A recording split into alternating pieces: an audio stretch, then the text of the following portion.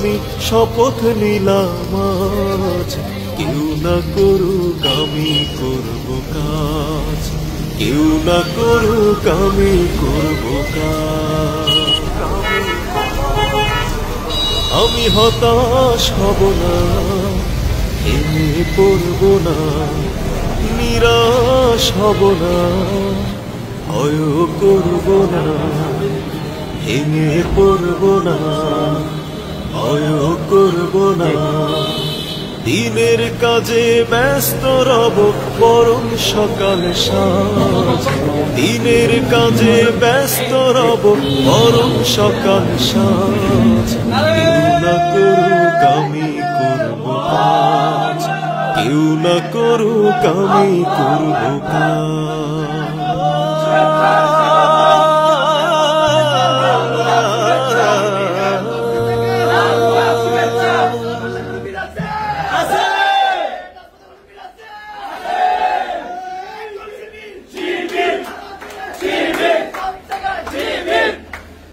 শতবর্ষে লালিত কুমিল্লার অবস্থিত শুধু বাংলাদেশ নয়, গোটা পৃথিবীর মাঝে পরিচিত ঐতিহ্যধন্য শিক্ষাপীঠ ভিক্টোরিয়া কলেজের আজকের এই নবীনবরণ অনুষ্ঠান,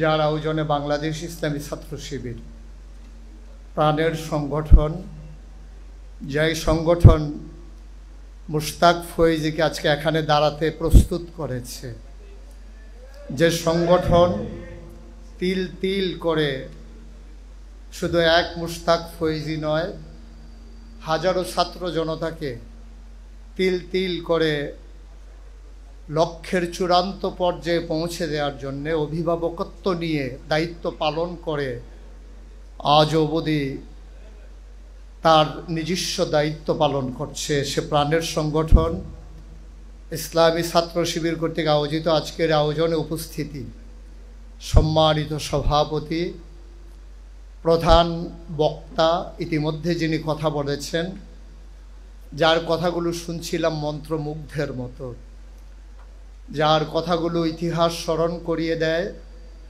যার কথাগুলো হৃদয়ে আন্দোলন সৃষ্টি করে, যার কথাগুলো স্বপ্নের জগতে নিয়ে স্বপ্নিক মানুষ হিসেবে নিজেদেরকে কাঙ্ক্ষিত মানে পৌঁছে দেওয়ার জন্যে স্বপ্ন দেখতে পছন্দ করে। ভারতের প্রয়াত সাবেক রাষ্ট্রপতি এপিজে আব্দুল কালাম, যিনি বলেছিলেন, স্বপ্ন তো তাই যা আমাকে ঘুমোতে দেয় না, স্বপ্ন তা নয়। যারা বাংলাদেশকে মাথা উঁচু করে দাঁড় করানোর জন্যে নিজেদের লালিত স্বপ্নকে শানিত করার পাশাপাশি যারা অন্যায়ের বিরুদ্ধে টান টান করে বুক পেতে দিয়ে জালেমের বুলেট নিতে সাহসিকতার সাথে তারা দৃষ্টান্ত নজির স্থাপন করে। আমি এমন একদল মানুষের সামনে কথা বলছি যারা শুধু এই পৃথিবীর মাঝে বাংলাদেশকে এগিয়ে নিতে চায় না, যারা বাংলাদেশকে একটা কল্যাণ রাষ্ট্রে পরিণত করার জন্যে নিজেকে কল্যাণকর একজন মানুষ হিসেবে প্রতিষ্ঠিত করতে চায়।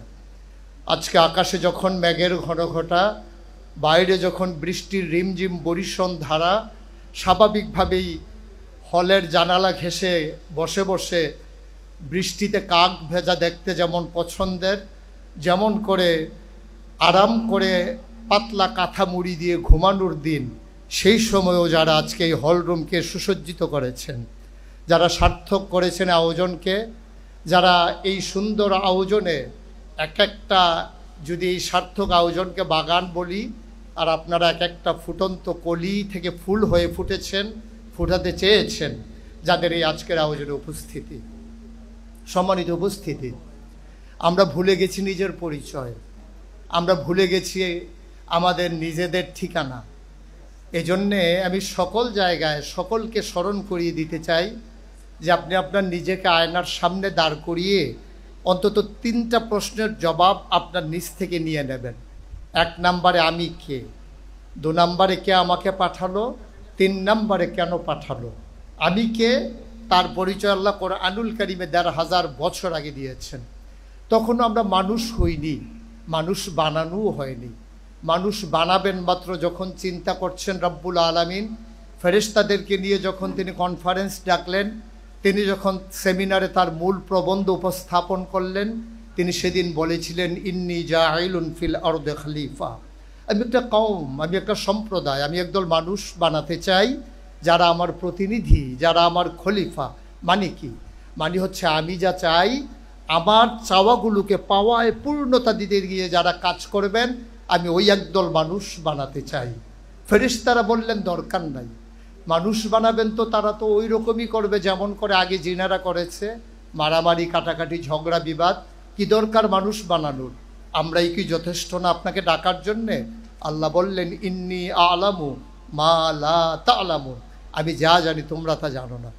আজকে নিশ্চয়ই আল্লাহ তাবারক ওয়া তাআলা এই বৃষ্টি স্নাত দিনে আজকে ইশারা করে ফেরেশতাদেরকে দেখাচ্ছেন, ওই হল রুমের দিকে তাকিয়ে দেখো, যে মানুষ বানাতে না করেছিলে তারা ফিতনা ফাসাদ সৃষ্টি করবে বলে আজকে হল রুমে তাকিয়ে দেখো একদল মর্দে মুজাহিদ মানুষ যারা এখনো চেতনা লব্ধ, যারা এখনো তারা আগাতে চায় নিজের চেতনাকে শানিত করার জন্যে, এখনো যাদের খেলার বয়স দূর হয়ে যায়নি, এখনো যারা ভাবতে শেখার সময় হয়নি, এখনো যারা নিজেকে বিলিয়ে দেওয়ার সময় হয়নি, তাকিয়ে দেখো সেই নবীনেরা আজকে দীপ্ত শপথ গ্রহণ করছে কেমন করে পৃথিবীকে সুন্দর করে সাজানো যায়।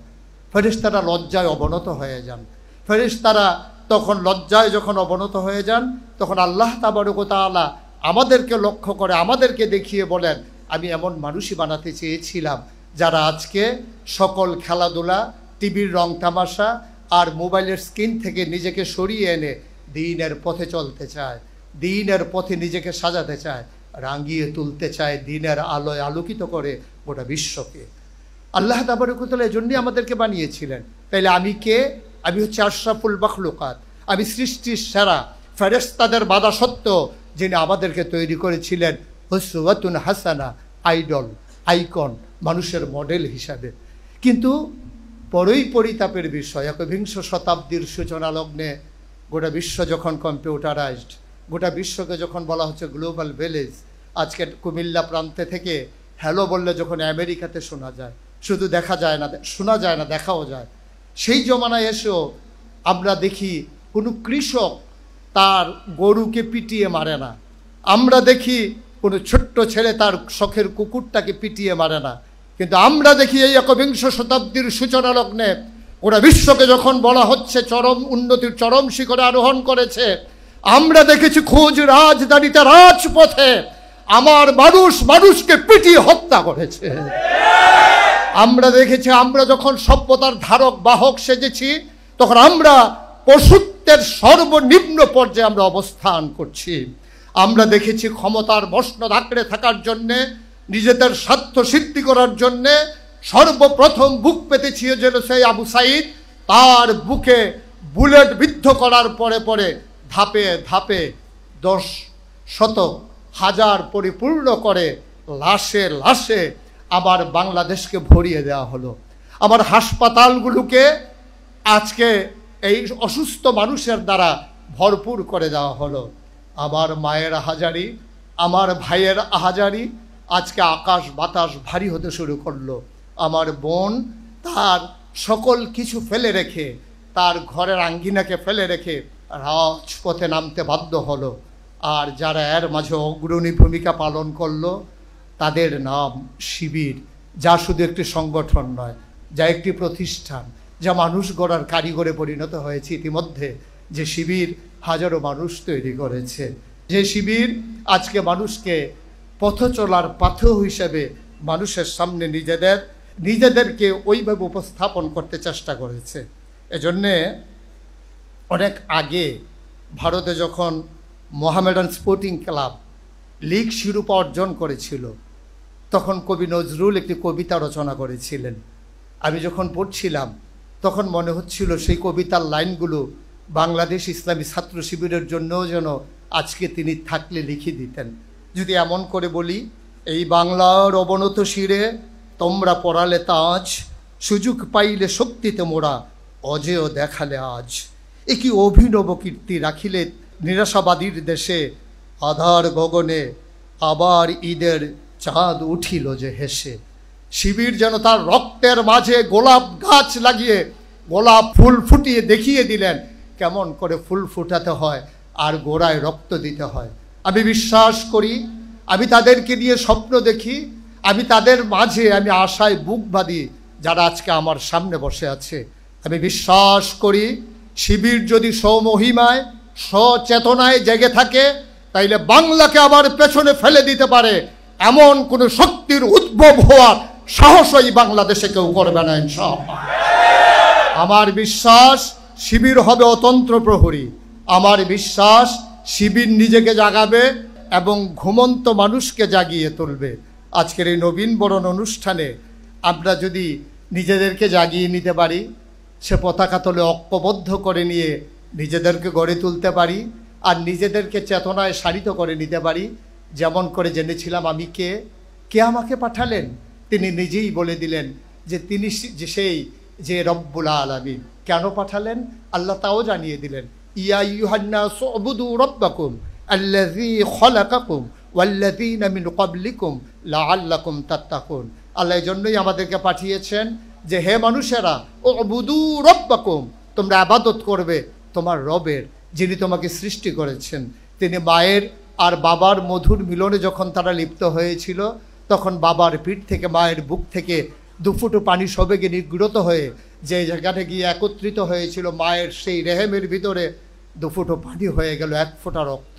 এক ফোঁটা রক্ত সেখান থেকে হয়ে গেল এক টুকরা গুস্ত, প্রলম্বিত হলো, হাত হলো, পা হলো, নাক হলো, মুখ হলো, চোখ হলো, মানুষে পরিণত হলো।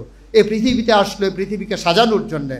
সুতরাং আজকে যারা তোমরা নবীন, আজকে যারা তোমরা এসেছো এই আঙ্গিনায় নিজেদেরকে সাজিয়ে দেওয়ার জন্যে, নিজেদেরকে রাঙিয়ে দেওয়ার জন্যে, নিজেদেরকে রাঙানোর মাধ্যমে, নিজেদেরকে সাজানোর মাধ্যমে মায়ের মুখে হাসি ফোটানোর জন্যে। এখানে নিশ্চয়ই এমন অনেক ছেলে আছে, এমন অনেক মেয়ে আছে যারা একেবারেই দরিদ্র পরিবার থেকে উঠে এসেছে। এখানে নিশ্চয়ই এমন অনেক ছেলে আছে যাদের মা অন্য বাড়িতে কাজ করে সন্তানের জন্য লেখাপড়ার যোগান দিয়েছে। এখানে এমন অনেক সন্তান আছে যাদের বাবা কৃষিকাজ করে, ধান বিক্রি করে তার সন্তানের জন্যে সুন্দর একটা পোশাক উপহার দিয়েছে। আমার ছেলে বড় হয়েছে, আমার ছেলে কলেজে পড়বে, আমার ছেলে ইউনিভার্সিটিতে যাবে, ও যেন বন্ধুর কাছে লজ্জা না পায়। বাবা কষ্ট করে জীবন যাপন করে কিন্তু নিজের সন্তানকে বুঝতে দেয় না, নিজের সন্তানকে অপমানিত হতে দেয় না, শির উঁচু করে দাঁড়াতে শিখায় বাবা। শুধু বাবাই করে যাবেন? আমরা সন্তানেরা বাবার জন্য কিছুই করব না? আমরা কি শুধু তাদের চোখের পানি দেখব, মুছে দেওয়ার জন্য কোমল হাত দুটি এগিয়ে যাবে না? আমরা কি শুধু মায়ের চিকিৎসার টাকা দিয়ে নিজেরা মানুষ হব, মায়ের চিকিৎসার ব্যবস্থা করব না? সেখানেই সকল কিছু মনে হয় যেন বেদনায় পর্যবসিত হয়ে যায়। আসুন আমরা নিজেদেরকে মানুষের মতো মানুষ তৈরি করে আমরা মায়ের মুখের হাসি একেবারে দিগন্তে ছড়িয়ে দেই। আমরা বাবাকে জিজ্ঞেস করব, বাবা ধান কাটা হবে কখন? আমি এখন আর বাড়িতে আসবো না, যখন ধান কাটা হবে আমি এসে তোমার কাঁধের ধানের ভার আমার কাঁধে নিতে চাই। তোমার সন্তানের কচি কাঁধ এখন অনেক শক্ত হয়েছে, তোমার সন্তানের কাঁপা কাঁপা হাত এখন বলিষ্ঠ হয়েছে, তোমার ছেলের চোখের পানি এখন রক্তে পরিণত হয়েছে। সুতরাং কষ্টে আর তোমাকে থাকতে দেব না। আমি চাই তোমার ধানের ভার আমার কাঁধে উঠুক, তোমার দোকানদারির দায়িত্ব আমার কাঁধে আসুক। এভাবে আমরা যদি নিজেকে মানুষের মতো মানুষ করে পরিচয় দিতে পারি, সেদিন বাবার বুক গর্বে ভরে যাবে, মায়ের অশ্রু সেদিন সান্ত্বনার অশ্রুতে পরিণত হবে। আসুন রং চঙের এই দুনিয়ায় নিজেদেরকে ভাসিয়ে না দিয়ে আমরা সমাজের দায়িত্ব নিতে শিখি। যেমন কবে আল্লামা ইকবাল বলেছিলেন, ইসরাবে রঙ্গ বুকু গুলিস্থা সমঝা হেতু, আহায় নাদান কক্ষকু আসিয়ান সমঝা হেতু। আহারে ও মুসলিম সমাজ, ও তরুণেরা, তোমরা রংচং দেখে মনে করো এটা বোধহয় ফুল বাগিচা, আর দুধু মরুভূমির মাঝে সূর্যের তির্যক আলো যখন পড়ে মনে হয় যেন পানির ফোয়ারা। মনে রাখবা, রংচং ফুল বাগিচা নয়, আর মরিচিকা পানির ফোয়ারা নয়। সুতরাং আসো আমরা জেগে উঠি। আমাদের সামনে যিনি আইডল, আমাদের সামনে যিনি উসওয়াতুন হাসানা, যিনি আমাদের জন্য মডেল, তিনি সেই নবী মুহাম্মদ রাসূলুল্লাহ সাল্লাল্লাহু আলাইহি ওয়াসাল্লাম। আমরা তার আদর্শ উজ্জীবিত হই, তার আনিত বিধানকে সমাজের রন্ধ্রে রন্ধ্রে আমরা পৌঁছে দেই। আমরা তৃণমূল পর্যায় থেকে শুরু করে শুধু রাষ্ট্রের সর্বোচ্চ পর্যায় পর্যন্ত নয়, আমরা গোটা বিশ্বের ইন্টারন্যাশনাল রিলেশন যেখানে হবে সেখান পর্যন্ত আমরা দ্বীনের কথাগুলো তুলে ধরি, নিজেদেরকে মডেল হিসেবে উপস্থাপন করি। আমরা বাংলাদেশের যারা, যদিও বলি ৯০ জন মুসলমান, এই মুসলমানেরা সবাই হচ্ছে আমরা এই আনুষ্ঠানিকতার মুসলমান। আমরা কিন্তু প্র্যাকটিসিং মুসলিমে পরিণত হতে পারিনি। আমরা কথা দিয়ে মানুষকে মুসলিম বানাতে চাই, অথচ মুসলিম কথা দিয়ে নয়, মুসলিম হবে আরেক মুসলিমকে দেখে। আমরা নিজেদেরকে ওইভাবে উপস্থাপন করি। আমার যিনি ছাত্রী বোন হবেন, সে আমার কাছে হবে নিরাপদ। কারণ আমি যদি আমার বোনকে টিটকারি মারি, আমি যদি মস্কারা করি ইউনিভার্সিটির গেইটে দাঁড়িয়ে দাঁড়িয়ে, তাহলে আমার বোনের নিরাপত্তা বিধান করবে কে? কাশ্মীরের ঝিলাম নদীর পানিও রক্তে রঞ্জিত হবে আমার বোনের রক্তে। আজকের সে আরাকানের মুসলমানের রক্তে নাফ নদীর পানি রক্তে রঞ্জিত হবে। আজকে ধর্ষিত হবে আমার বোন সিরিয়ায়, আমার বোন আফগানিস্তানে, ফিলিস্তিনে। আর আমার এই বাংলাদেশেও যদি আমার বোন আমার দ্বারা নির্যাতিত হয়, তাহলে তারা আশ্রয় পাবে কোথায়? আসুন আমরা আশ্রয়স্থল হই। যেমন করে বাংলাদেশের ঐতিহাসিক সেই মহাসমাবেশের দিনে একজন নারী লক্ষ মানুষের মাঝ দিয়ে হেঁটে গেছেন, নিরাপত্তার অভাব বোধ করেননি। আমরা সেদিন প্র্যাকটিসিং মুসলিমের সেই পরিচয় তুলে ধরেছিলাম। সে মেয়ে লিখতে বাধ্য হয়েছিল, এর নাম যদি হয় জামাত ইসলামী, এর নাম যদি হয় ইসলামী ছাত্র শিবির, তাহলে সবার চাইতে শিবিরই ভালো, তাহলে সবার চাইতে জামাতই ভালো। আমরা সেই জামাত চাই, সেই শিবির চাই। কথায় না বড় হয়ে আমরা কাজে বড় হতে চাই। আমরা প্রমাণ করে দিতে চাই, মাঝ রাতেও আমাদের একটা শিবিরের ছেলের কাছে একটা যুবতী মেয়ে বড়ই নিরাপদ। সে কখনো ধর্ষণের ভয় রাখে না, অপদস্থ হওয়ার ভয় রাখে না। আমরা প্রমাণ করে দিতে চাই, মিছিলের মাঝ দিয়ে হেঁটে যাবে আমার মেয়ে, সে কখনো নিরাপত্তার অভাব বোধ করবে না। আজকে স্বাগত জানাই কুমিল্লা ভিক্টোরিয়া কলেজে যারা নতুন হিসেবে পদার্পণ করেছেন। যেমন করে কবি নজরুল বলেছিলেন, তোরা সব জয়ধ্বনি কর, তোরা সব জয়ধ্বনি কর, ওই নতুনের কেতন উলে কাল বশিখির ঝড়, তোরা সব জয়ধ্বনি কর। আসলো এবার অনাগত প্রলয় নেশারে নিত্য পাগল, সিন্ধু পাড়ের সিংহধারে ধমক হেনে ভাঙল আগল। মৃত্যু গহন অন্ধকূপে মহাকালের চণ্ডরূপে, ধূপ্রধূপে বজ্র শিখার মশাল জেলে আছে ভয়ঙ্কর। তোরা সব জয়ধ্বনি কর, তোরা সব জয়ধ্বনি কর। পৃথিবীকে প্রেজেন্ট করো, পৃথিবীর কাছে বাংলাদেশকে প্রেজেন্ট করো। শিবিরের ছায়া তলে ঐক্যবদ্ধ হও, পতাকা তলে জাগিয়ে দিয়ে চারিদিকে জানিয়ে দাও, আমরা ছিলাম, আমরা আছি, আমরাই থাকবো ইনশাআল্লাহ।